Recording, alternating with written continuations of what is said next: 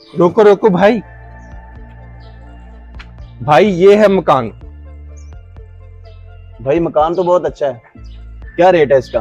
भाई आप फिक्र ना करें, सस्ते में ले देता हूँ। आज ही ऊपर चल के मालकान से बात कर लेते हैं। चले भाई। आज ही।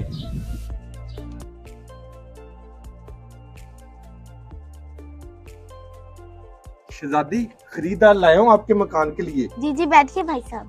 बैठो भाई। शहजादी ये है सेठ शबान, ये आपका मकान खरीदना चाहते हैं। और क्या मांग रहे हैं अपने घर की कीमत आप? मार्केट वैल्यू तो इसकी 1 करोड़ रुपए है। देखिए इसके पूरे पैसे तो कोई नहीं देगा, मैं आपको इसके 50 लाख रुपए दे दूंगा। अबे कम बोल, कम। क्यों? अबे इसका बाप बीमार है और इस मौके का पूरा फायदा उठाओ। इस मकान का 25 लाख रुपए बोल, 25 लाख रुपए। ये कह रहे हैं मैं आपको इस मकान का 25 लाख रुपए दे सकता हूँ। अभी कुछ दिन पहले आप मेरे मकान को 1 करोड़ में बिकवा रहे थे, जैसे आपको पता चला